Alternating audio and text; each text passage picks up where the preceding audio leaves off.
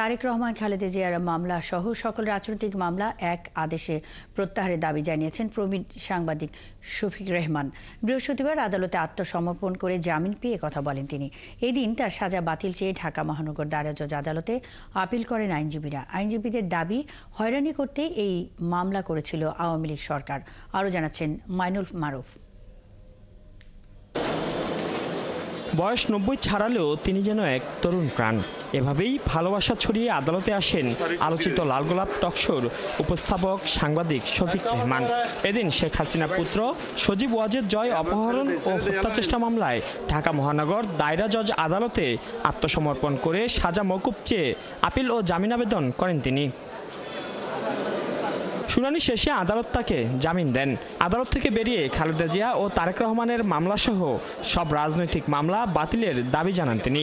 এ সময় দেশ সংস্কারে ডক্টর ইউনূসকে ধরে রাখার আহ্বান জানান তিনি। তারেক রহমান, ম্যাডাম খালেদা জিয়া, মির্জা ফখরুল ও অন্য যারা আছেন সবার যেন এক ঘোষণায় মুক্তি দেওয়া হয়, এটুকু কামনা করছি।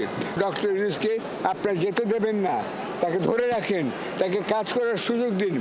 15-17 বছর জঞ্জাল 15 মাসেও যাবে না। এদিকে তার আইনজীবীরা জানান, হয়রানি করতেই এই মামলা, তাই সাজা বাতিল চেয়ে আপিল করেছেন তারা। তৎকালীন ফ্যাসিবাদী হাসিনা তারকে এমনভাবে অত্যাচার এবং বিভিন্নভাবে হুমকি দিতে থাকে, যার কারণে শফিক রেহমান দেশ ছাড়তে বাধ্য হন। জনাব শফিক রেহমানের অনুপস্থিতিতেই সাক্ষী হয়।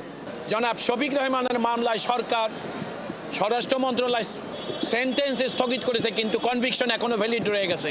আর সেই কারণেই এই আপিল করা হচ্ছে ওই কনভিকশন এবং সেন্টেন্স দুইটার বিরুদ্ধেই।